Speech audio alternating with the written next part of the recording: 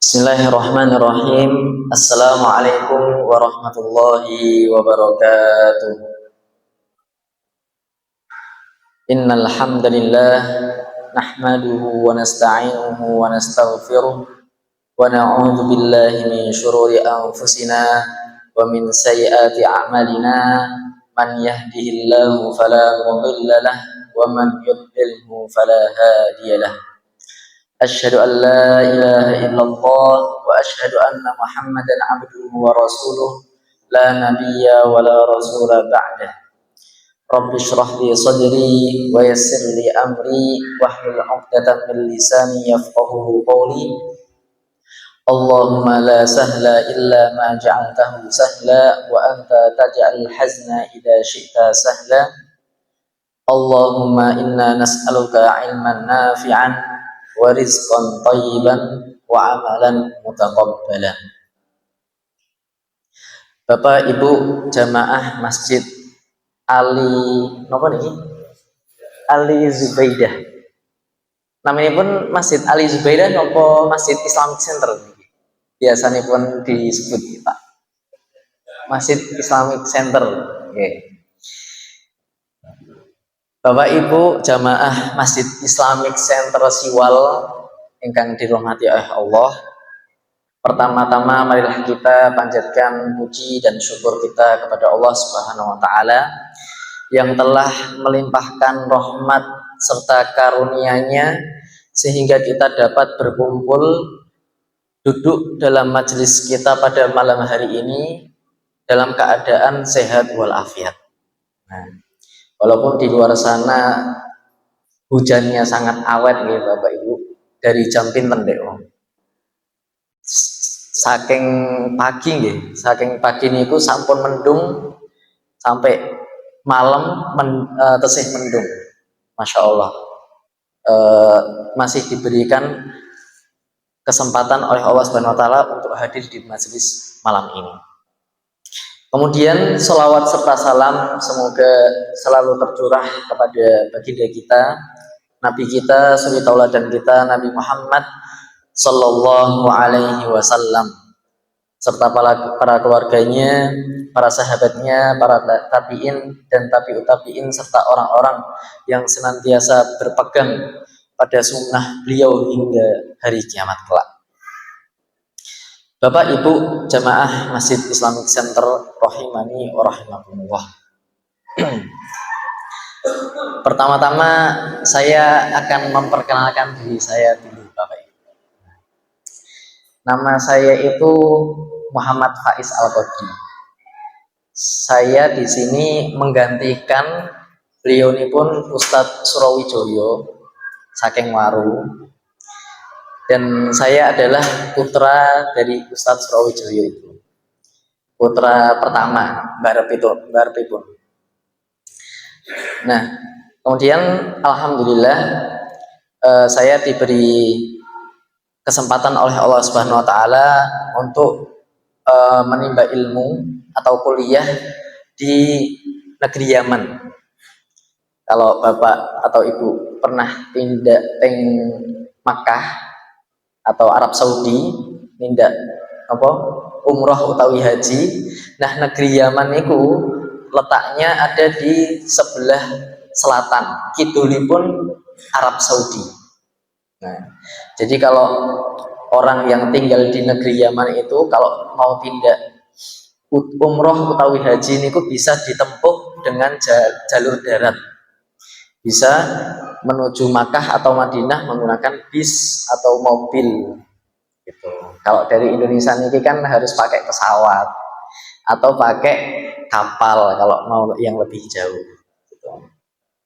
Alhamdulillah saya kuliah di sana selama 4 tahun dan saya baru pulang ke Indonesia ini bulan November kemarin. Jadi nembe kalih wulan kula teng Indonesia niki semenjak saya kuliah. Nah, jadi Masjid Islamic Center niki sedereng kula tindak kuliah niku mboten enten. Terus pas kula balik teng Waru niki kok enten masjid apik banget niki. nembe 2 tahun nggih. Kula tindakipun eh, kuliah niku 2021. Berarti niki 2022 napa 2023, Pak? 22. Nah, niku. Dan juga saya termasuk anggota Mubalik Muda Muhammadiyah cabang Bagi. Tuh. Untuk rumah saya sami kalih Ustadz Surawijoyo teng Waru RT setunggal RW Gangsal.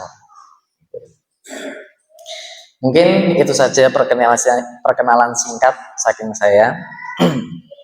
Kemudian ngomongin tentang kuliah ya Bapak Ibu. Kuliah niku termasuk menuntut ilmu. Menuntut ilmu itu adalah amalan.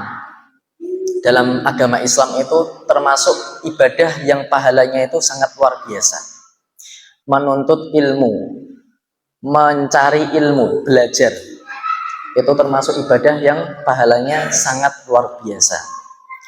Dan contoh atau permisalan menuntut ilmu itu tidak hanya kuliah saja. Di antaranya contoh lain dari menuntut ilmu adalah sekolah. Ketika putra putri panjenengan ikut tindak sekolah itu juga belajar. Jadi ketika belajar itu juga seorang anak itu menuntut ilmu, mempelajari pengetahuan yang baru.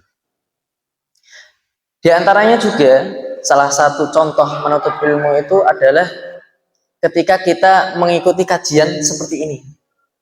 Nah, ketika Bapak Ibu derek pengajian setiap malam Kamis nih, ini malam Kamis teng Masjid Islamic Center niki itu termasuk menuntut ilmu. Soalnya apa? Kita ketika mengikuti sebuah kajian itu akan mendapatkan pengetahuan yang baru. Nah, jadi dalam Islam itu menghilangkan ketidaktahuan. Menghilangkan ketidaktahuan itu pahalanya sangat besar. Dalilnya apa Bapak Ibu? Disebutkan dalam hadis Arba'in An-Nawawi. Insya Allah sami krungu ya istilah hadis Arba'in An-Nawawi. Itu disebutkan dalam hadis dalam kitab tersebut Rasulullah Shallallahu Alaihi Wasallam ngendika, man salaka tariqan yaltamisu fihi ilman sahhalallahu lahu bihi tariqan ilal jannah atau kama qala sallallahu alaihi wasallam. Barang siapa, ini Rasulullah ngendika, yang salaka tariqan yaltamisu fihi ilman, menempuh perjalanan yang di perjalanan tersebut tujuannya adalah menimba ilmu, tujuannya adalah sinau, tujuannya adalah belajar. Seperti halnya Bapak Ibu keluar dari griya panjenengan sami tindak teng Masjid Islamic Center, itu termasuk menempuh perjalanan untuk belajar, untuk menuntut ilmu. Ganjarannya apa? Rasulullah ngendika, sahhalallahu lahu bihi thariqan ilal jannah. Allah akan mempermudah baginya orang yang bepergian untuk menuntut ilmu itu, mempermudah baginya jalan menuju surga. Nah, itu salah satu keutamaan atau ganjaran yang didapatkan oleh orang yang menuntut ilmu, yaitu akan dimudahkannya jalan menuju surga. Contohnya apa Bapak Ibu? Contohnya kita akan dimudahkan untuk beramal soleh. Kalau beribadah itu enteng. Kalau mau sholat sunnah 2 rakaat setelah sholat wajib, sunnah rawatib, itu konsisten. Soalnya dimudahkan oleh Allah. Kalau nggak dimudahkan, dia akan kesulitan. Setelah sholat fardu, salam, wah, niki teng griya sampun dimasake nasi putih anget kalih sambel terasi kalih lele anget. Nah, Itu sawan kepikiran, wah langsung mulai mawon niki. Nah, tapi kalau yang dimudahkan oleh Allah Subhanahu wa taala untuk beribadah, dia akan mudah untuk meninggalkan godaan tersebut. Wah, itu bisa nanti. Niki sholat 2 rakaat, setelah sholat fardu itu kan cuma 2 rakaat. Insya Allah boten suwi. Nah, akhirnya itu akan sholat. Contoh yang lain juga termasuk adalah bersedekah. Ketika Allah Subhanahu wa taala memudahkan jalan menuju surga untuk seseorang, dia akan enteng tangannya untuk bersedekah. Sedekah kepada tetangganya, sedekah kepada kerabatnya, sedekah kepada orang-orang yang membutuhkan. Dia akan lomo, Bapak Ibu. Di antaranya juga contoh Allah akan memudahkan jalan menuju surga kepada seseorang adalah beratnya untuk bermaksiat kepada Allah. Nah, jadi kalau dia akan bermaksiat atau menemukan celah kesempatan untuk bermaksiat, dia akan mudah untuk menahannya. Ketika mungkin Bapak Ibu punya tetangga yang sukanya bikin emosi, dia akan emosi balik, tapi karena Allah Subhanahu wa taala memudahkan jalannya untuk menuju surga, dia akan mudah untuk meredam emosi tersebut. Hatinya jadi tenang, mudah memaafkan, tidak membalas dendam yang semestinya.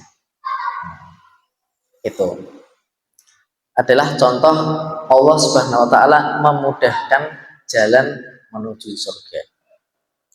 Di antara keutamaan atau ganjaran penuntut ilmu yang lain adalah disebutkan oleh Rasulullah Shallallahu Alaihi Wasallam dalam sabda beliau ngendika, man kharaja li talabil ilmi fahuwa fi sabilillahi hatta yarji, yang artinya adalah barang siapa yang keluar rumahnya untuk menuntut ilmu, menimba ilmu, mencari pengetahuan, menghilangkan ketidaktahuan, maka semenjak keluar dari rumah tersebut, orang itu dihitung fisabilillah, dihitung dalam jalan Allah sampai orang tersebut pulang lagi.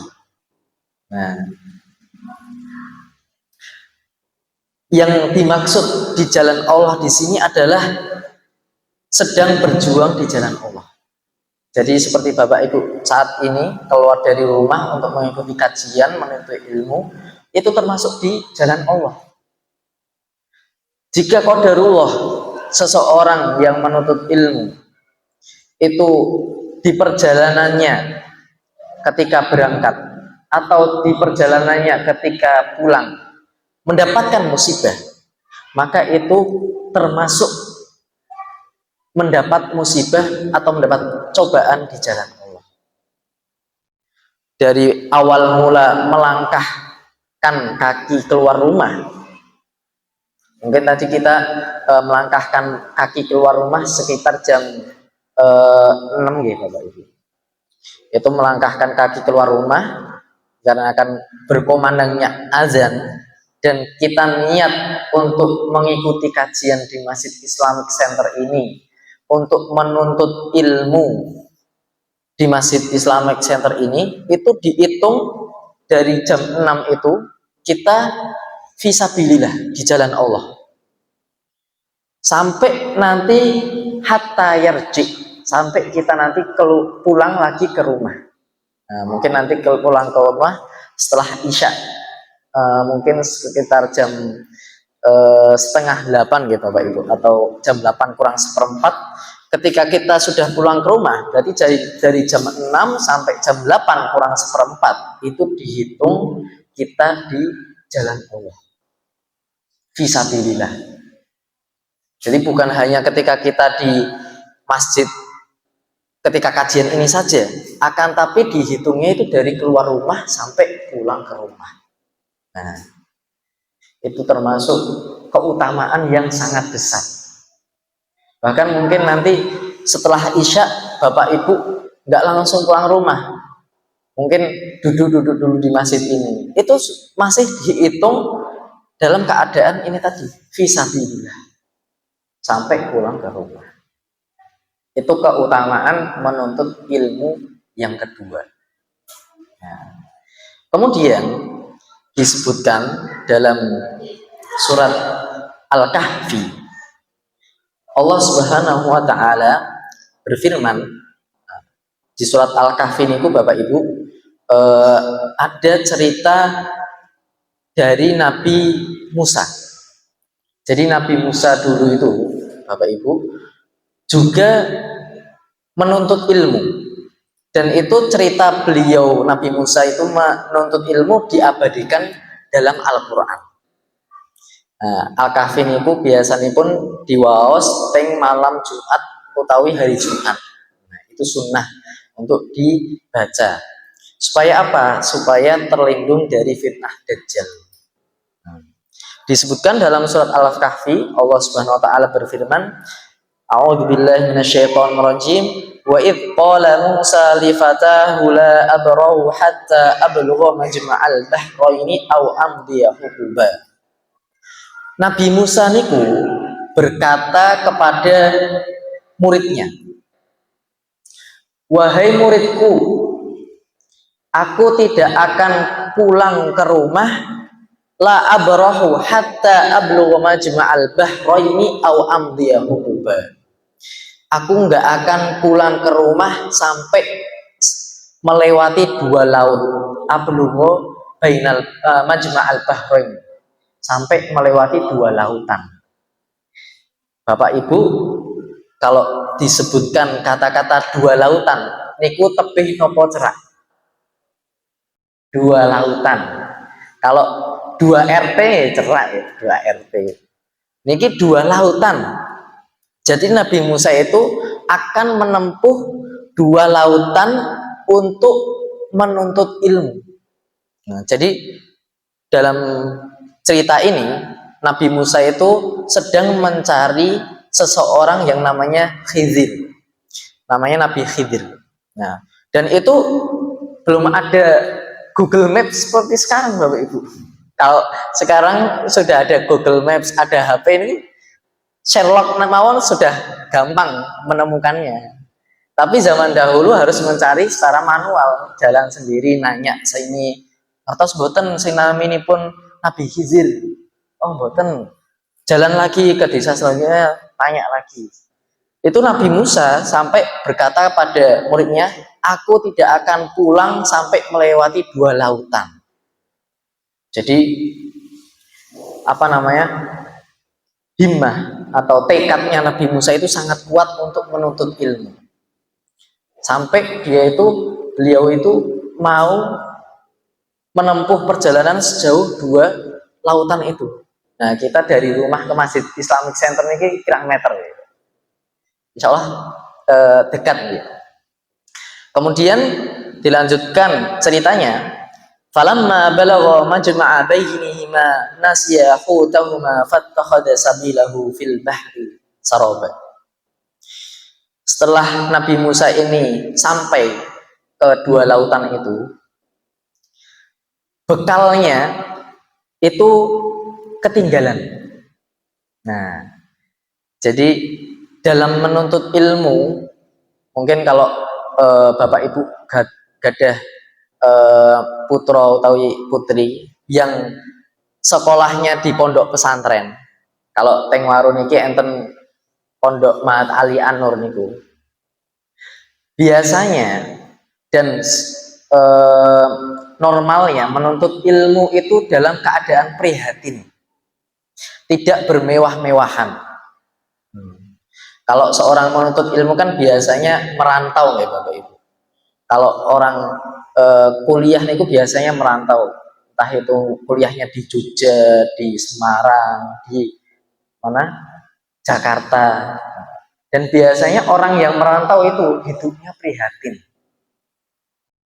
tidak bermewah-mewahan. Bahkan banyak dari mereka itu sangat ngepas hidupnya. Dan itu ciri khas menuntut ilmu yang disebutkan dalam cerita Nabi Musa ini. Ketika sampai di dua lautan itu, Nabi Musa kehilangan bekalnya. Nasiyahu tahuma. Bekalnya itu cuman seekor ini ikan, satu ekor ikan untuk berdua. Nah, itu kalau kita bayangkan sekarang, satu ekor ikan untuk berdua untuk perjalanan sejauh itu, kata nopo sekedip. Nah, itu adalah gambaran seorang penuntut ilmu sejati itu harus siap untuk prihatin, untuk harus siap untuk seadanya. Kemudian dilanjutkan dalam firman Allah Subhanahu wa taala, "Falamma jawaza qala li fatahu atina wada'ana laqad laqina min safarina hadza nasaba." Jadi ketika sampai di dua laut tadi itu, bekalnya itu ketinggalan. Tapi Nabi Musa sama muridnya itu nggak nyadar, boten sadar kalau bekalnya itu ketinggalan. Ketika mereka sudah melewati dua lautan itu, Nabi Musa berkata ke muridnya, "Wahai muridku, coba kamu keluarkan bekal kita tadi, satu ikan yang kita bawa tadi." Nah, akan tapi dikarenakan tadi bekalnya itu ketinggalan dan mereka berdua tidak sadar kalau ketinggalan, muridnya berkata, "Qala ara'aita id awayna ila sakhrati fa inni nasiyatul huta wa ma ansanihu illa syaitanu an adhkurah fattakhadha sabilahu fil bahri ajaba."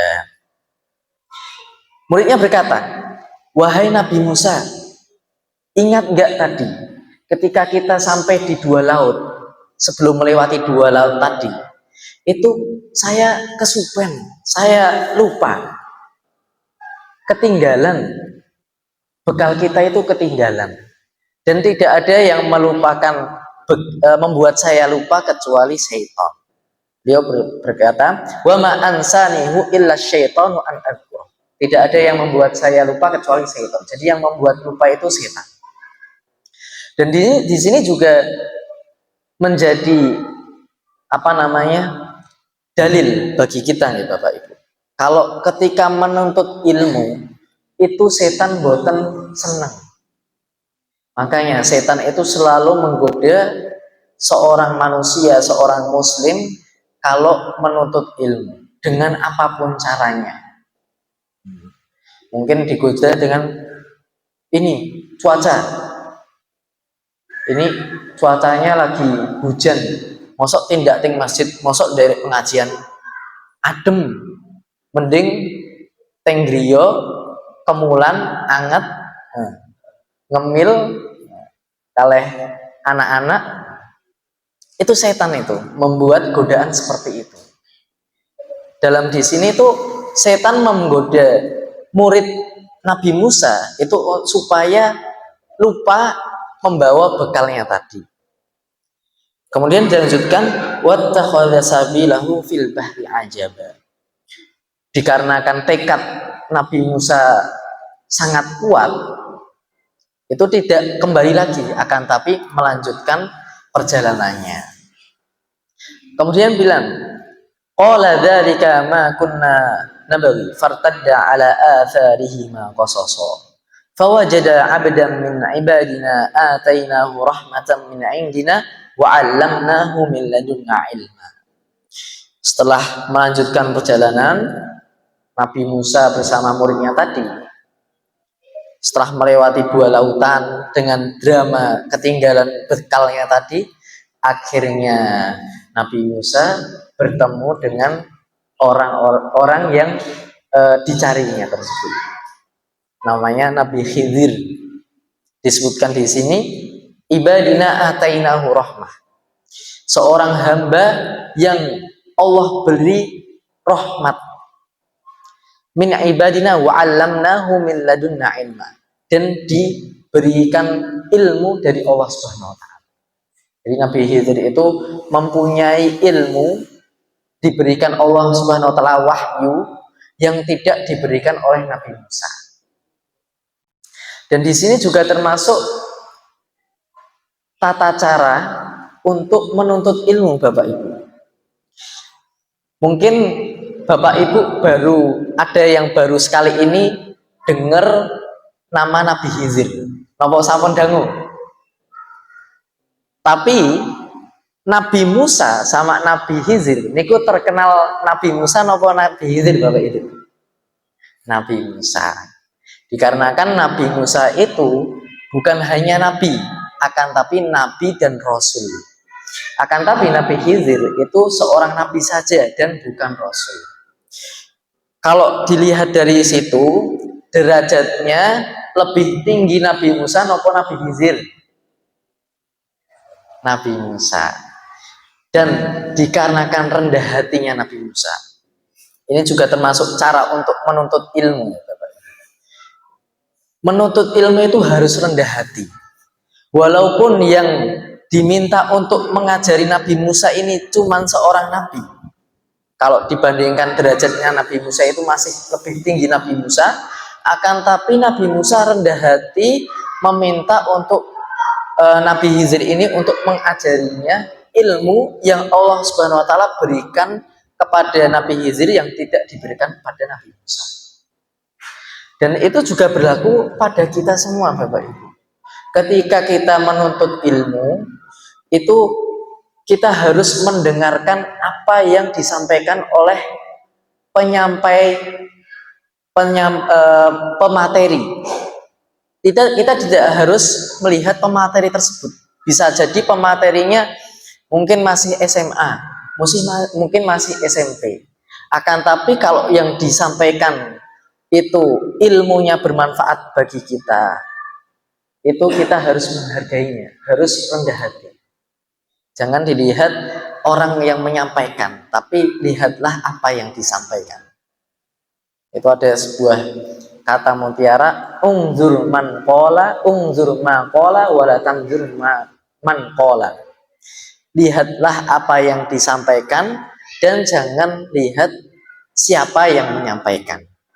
Bisa jadi yang menyampaikan orangnya biasa, akan tapi yang disampaikan itu bermanfaat buat kita. Kalau kita sudah menyepelekan, merendahkan yang menyampaikan, itu ilmu tidak akan masuk ke kita. Kita sudah maido dulu. Opo tenan iki?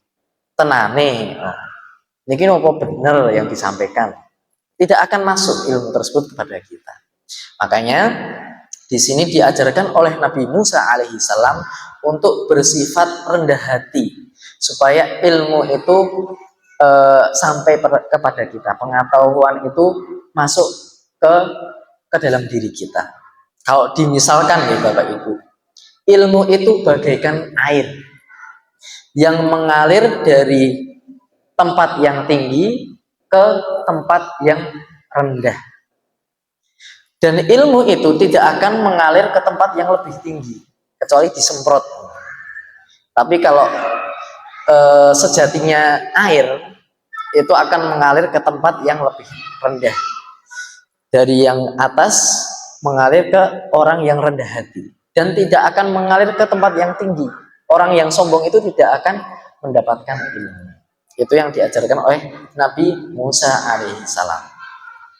Kemudian setelah Nabi Musa bertemu dengan Nabi Khidir tersebut, beliau Nabi Musa alaihissalam berkata, yang diabadikan dalam surat Al-Kahfi, Allah Subhanahu wa taala berfirman, qala lahu Musa hal attabi'uka ala an tu'allimani mimma 'allamta rusyda. Nabi Musa berkata ke Nabi Khidir, wahai Nabi Khidir, saya minta izin, kalau boleh saya pengen sinau belajar kepada panjenengan. Ala antu alimani mimma ullimta rusyda. Dikarenakan panjenengan niku punya ilmu yang Allah Subhanahu wa taala berikan ke panjenengan yang tidak diberikan kepada saya. Nah, Nabi Musa meminta izin kepada Nabi Khidir. Kemudian Nabi Khidir itu berkata, qala innaka lan tastati'a ma'iya sabra. Wahai Nabi Musa, sesungguhnya kalau kamu tak ajari, kamu tidak akan sabar. Innaka lan tastati'a ma'iya sabra. Dan di sini juga termasuk tata cara untuk menuntut ilmu, ya Bapak. Jadi menuntut ilmu itu harus sabar. Yang diajarkan oleh Nabi Musa di sini, Nabi Khidir itu sosoknya keras, nggak mau bertoleransi. Nanti akan disebutkan Nabi Khidir itu akan membuat peraturan. Kalau peraturannya itu dilanggar, udah Nabi Musa diusir. Nah, akan tapi dengan kerasnya Nabi Khidir itu, Nabi Musa itu mau bersabar untuk belajar kepada Nabi Khidir. Kemudian Nabi Musa berkata, wa kaifa tasbiru ala ma lam tuhita bihi khubra. Nah, ini alasannya. Kamu nggak akan sabar wahai Nabi Musa. Soalnya yang akan saya ajarkan ini tidak masuk akal. Jadi pelajaran yang disampaikan oleh Nabi Khidir ini akan sangat berat untuk Nabi Musa. Soalnya pelajarannya itu tidak masuk akal, di luar nalar. Kemudian dilanjutkan, qala satajinuni insyaallahu sabira wa la a'si laka amra. Wahai Nabi Khidir, insyaallah saya akan bersabar dan tidak akan melanggar aturan-aturan yang panjenengan tetapkan. Nah, saya akan bersabar sekeras apapun panjenengan, pelajarannya apapun, sekeras apapun pelajaran itu, saya akan bersabar. Kemudian setelah itu Nabi Khidir bersabda, qala fa in ittaba'tani fala tas'alni an syai'in hatta uhditsa laka minhu dzikra. Wahai Nabi Musa, kalau panjenengan masih nekat belajar kepada saya punya satu syarat. Syaratnya adalah apapun yang terjadi, panjenengan boten pareng protes, panjenengan boten pareng tanya. Apapun yang terjadi, panjenengan boten pareng maidu. Itu peraturan yang ditetapkan oleh Nabi Khidir. Syarat supaya Nabi Musa boleh belajar kepada Nabi Khidir. Nah, akhirnya Nabi Musa itu melakukan perjalanan dengan Nabi Khidir. Muridnya yang tadi menemani Nabi Musa itu pulang ke rumah. Soalnya Nabi Musa aja akan keberatan dengan pelajaran yang disampaikan Nabi Khidir, apalagi murid. Nah, jadi di sini tuh juga ada menuntut ilmu itu ada tingkatannya, Bapak Ibu. Jangan sampai anak SD ikut kelas anak SMA. Itu kan boten nyanda. Anak SD ya harus ikut kelas anak SD. Anak SMP ya harus ikut kelas anak SMP. Anak masih belajar Iqra ya harus belajar Iqra dulu, Bu. Belum sampai ke baca Al-Quran. Semua itu ada tingkatannya. Kemudian pelajaran pertama yang disampaikan oleh Nabi Khidir adalah dalam firman Allah, beliau berfirman, fantalaqa hatta idza raqiba fis safinati kharaqaha qala akharaqataha litughriqa ahlaha laqad ji'ta syai'an imra. Akhirnya Nabi Musa bersama Nabi Khidir itu melakukan perjalanan. Kemudian Nabi Musa dan Nabi Khidir ini menaiki sebuah perahu kapal untuk melintasi perairan, entah itu laut atau sungai. Mereka berdua menaiki perahu. Kemudian anehnya, ketika di atas perahu tersebut, Nabi Khidir itu merusak perahunya, Bapak Ibu. Jadi perahunya itu dirusak, entah itu dipatahkan atau dilubangi, yang penting perahunya itu dirusak. Itu kan kalau dinalar orang normal itu mboten sopan gitu. Sudah nunut perahu, diboncengin, akan tapi dirusak. Nah, padahal peraturannya tadi yang dari Nabi Khidir, kalau Nabi Musa mau mengikuti atau belajar dengan Nabi Khidir, nggak boleh tanya apapun. Akan tapi setelah melihat kejadian itu, yang Nabi Khidir merusak perahu yang ditumpangi sama Nabi Musa otomatis tanya ke Nabi Khidir, wahai Nabi Khidir, kenapa kok dirusak perahunya? Padahal cuma numpang, padahal sudah diberi tumpangan. Nah, setelah tanya pertanyaan itu, Nabi Khidir bilang ke Nabi Musa, nah Nabi Musa, wis tak kandhani to dek wau, kamu nggak akan sabar terhadap pelajaran yang akan saya sampaikan. Contohnya ini, kamu nggak boleh nanya apapun ketika bersama saya. Buktinya panjenengan tanglet nih, melanggar peraturan. Nah, kemudian Nabi Musa meminta maaf. Qala la tu'akhidni bima nasitu wa la turhiqni min amri usra. Wahai Nabi Khidir, saya minta maaf. Saya bertanya tadi dikarenakan saya lupa akan peraturannya. Peraturannya adalah tidak boleh bertanya apapun ketika sedang bersama Nabi Khidir.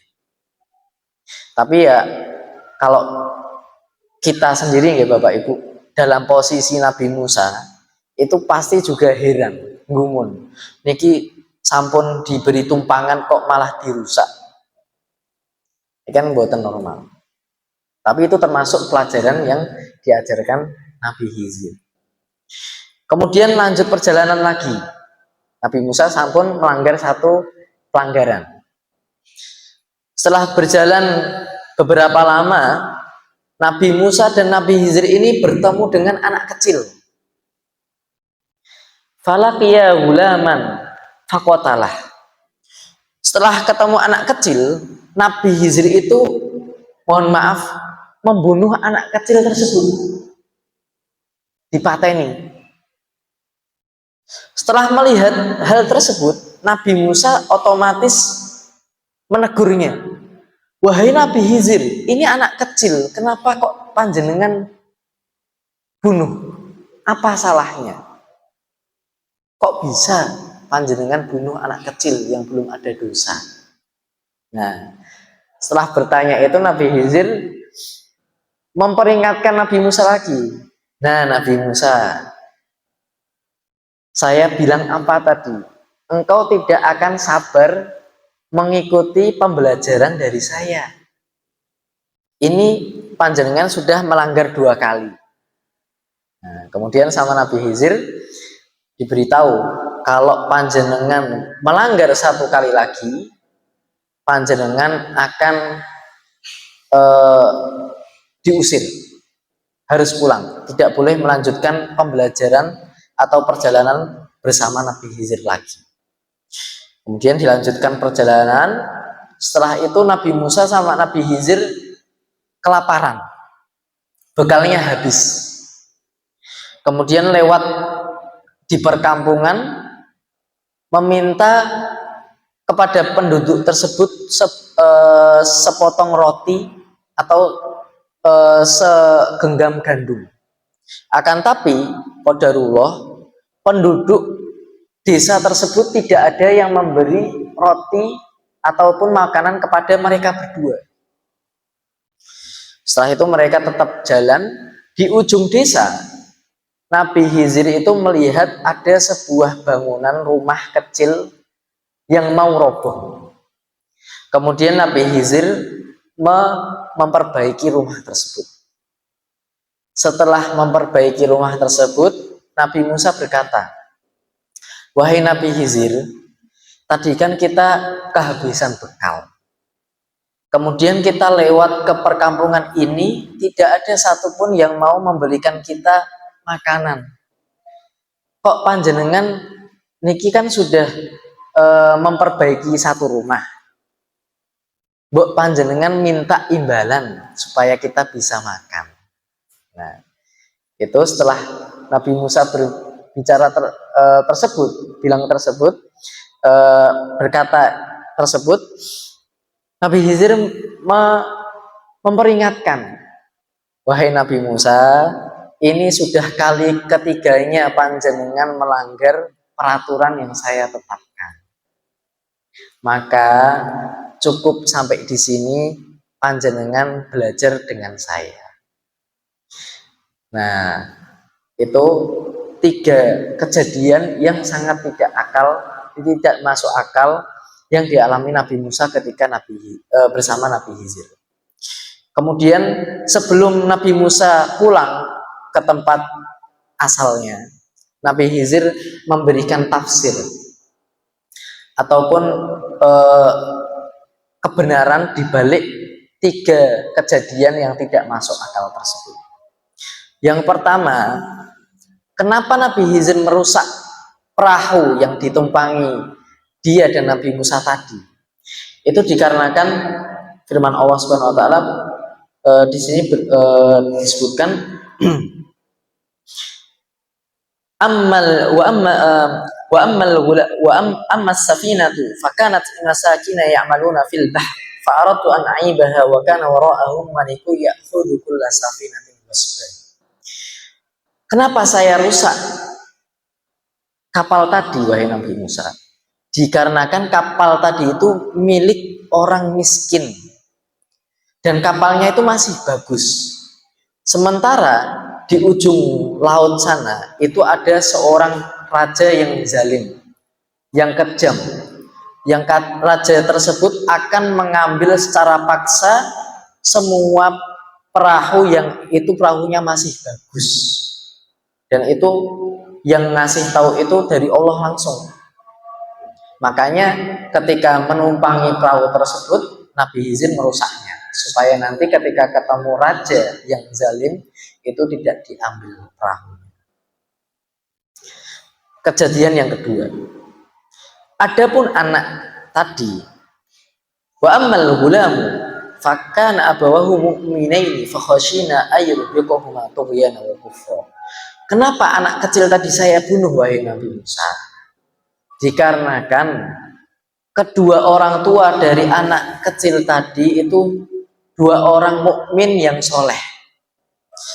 Sedangkan anak kecil ini kalau nanti besar itu akan menjadi anak yang durhaka, anak yang nakal, yang akan membuat kedua orang tuanya itu sedih, yang akan membuat kedua orangnya itu nanti rugi, melarat, beban. Oleh karena itu Allah Subhanahu wa taala menyuruh Nabi Khidir untuk membunuh anak kecil. Akan tapi nanti suatu saat Allah akan mengganti dengan anak yang lebih baik. Jadi itu dibalik hikmah dibalik kejadian yang kedua. Adapun hikmah yang terjadi di balik kejadian yang ketiga adalah kenapa Nabi Khidir membetulkan atau memperbaiki rumah yang hampir roboh. Beliau disebutkan dalam surat Al-Kahfi, wa ammal jidaru fakana li ghulamaini yatimaini fil madinati wa kana tahtahu kanzul lahuma wa kana abuhuma shaliha fa arada rabbuka ayyablugha ashuddahuma wa yastakhrija kanzahuma rahmatan min rabbik. Dikarenakan rumah yang mau roboh itu tadi itu milik seorang anak yang anaknya tersebut seorang yatim. Jadi bapaknya itu sudah meninggal, bapak ibunya sudah meninggal, dan kedua bapak ibunya itu dulu seorang soleh, ahli ibadah. Dan di bawah rumah yang mau roboh itu tertimbun di dalamnya warisan, harta yang ditinggalkan oleh kedua orang tuanya. Jika tidak diperbaiki oleh Nabi Khidir, rumah tersebut akan roboh dan harta warisan yang berada di bawah rumah anak tersebut tidak akan ditemukan oleh anak tersebut. Maka dari itu Allah Subhanahu wa taala ingin supaya anak yatim tadi menemukan harta warisan yang tertimbun di dalam rumah yang hampir roboh itu. Oleh karena itu Allah Subhanahu wa taala memberikan wahyu kepada Nabi Khidir supaya memperbaiki rumah tersebut untuk tidak roboh. Nah, wa ma fa'altuhu an amri dzalika ta'wilu ma lam tastati' alaihi sabra. Dan semua itu, 3 kejadian yang tidak masuk akal, itu Nabi Khidir tidak melakukannya atas hawa nafsunya, tidak melakukannya atas keinginannya. Kalau dalam agama Islam membunuh itu adalah dosa besar. Ya masa kalau kita pikir nih Bapak Ibu, seorang nabi membunuh, itu kan tidak mungkin gitu Bapak Ibu. Apalagi membunuh anak kecil yang belum tahu apa-apa. Oleh karena itu dijelaskan oleh Nabi Khidir kalau semua yang dilakukan tadi itu hanyalah perintah dari Allah Subhanahu wa taala. Dan seperti apa yang saya beritahukan kepada panjenengan Nabi Musa, panjenengan tidak akan sabar atas pembelajaran yang saya sampaikan. Dan benar saja, setelah melalui 3 kejadian yang tidak masuk akal tadi, Nabi Musa tetap bertanya, tetap melanggar aturan. Akhirnya Nabi Musa kembali ke negeri asalnya dengan mendapatkan 3 ilmu baru yang disampaikan oleh Nabi Khidir. Jadi Bapak Ibu, itu adalah cerita dikit tentang menuntut ilmu yang dicontohkan oleh Nabi Musa alaihi salam. Jadi ketika kita duduk dalam majelis kajian seperti ini, itu adalah sebuah ibadah yang agung, yaitu itu tadi, menuntut ilmu.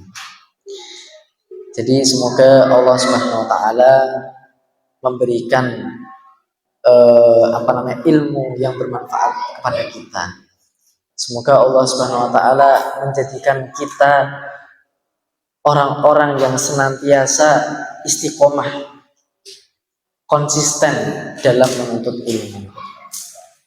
Kalau seorang pepatah berkata, menuntut ilmu itu sepanjang hayat, minal mahdi ilal lahdi, dari